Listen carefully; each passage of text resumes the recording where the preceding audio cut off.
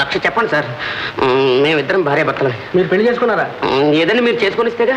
హోటల్లో ఒక్క రోజు ఉన్నామో లేదో కొంప మునిగిపోయినట్టు అరెస్ట్ చేశారు. దొరికిన తర్వాత ప్రతి విధంగా భార్య భర్తలు చెప్తుంటాడు అబ్బాయి. ఏమండి, నన్ను మాత్రం ఆ మాట అనకండి. ఏదో ప్రతిసారి హోటల్కి వచ్చి దుకాణం పెట్టినట్టు మాట్లాడుతున్నారు. అలా చేసి వాళ్ళందరూ మీ వాసన తగలని ఎప్పుడు చెక్కేస్తున్నారు సార్. ఏదో నా కర్మ కాలి కొత్త కాబట్టి దొరికిపోయాను. మీరు ఎక్కువ మాట్లాడక ఈ స్టేట్మెంట్ సంతకం పెట్టు. ఇన్స్పెక్టర్ పెళ్లి చేసుకుందామని వచ్చాను. అయితే ఎందుకు పెట్టలేదు? అలా అడిగారు. బాగుంది. నాకు అన్నయ్య ఉన్నాడండి రవిని. వాడు చేసుకుంటే కదా నేను చేసుకోవడం. వాడు చేసుకోకుండా నేను చేసుకుంటే బాగుంటుందా చెప్పండి? అదే బాగుండదు. ఇట్లా లేకపోతే చాలా బాగుంటుంది. ఏమిటి నత్తమని అదే పదం మాట్లాడతారు ఇన్స్పెక్టర్ గారు. లైఫ్ లాంగ్ మేము పెళ్లి చేసుకోపోయినా సరే మేమిద్దరం భార్య భర్తలమే. మా ఇద్దరిని భగవంతుడు కూడా విడదీయలేడు. అదేమిటయ్యా? అదంతేనండి. మీరు పోలీసులు, మీకు నేరాలు తప్ప ప్రకృతి ధర్మాలు తెలియవు. చెట్టు మీద పిట్టలు పెళ్లి చేసుకుంటున్నాయా? కొమ్మ మీద కోతులు పెళ్లి చేసుకుంటున్నాయా?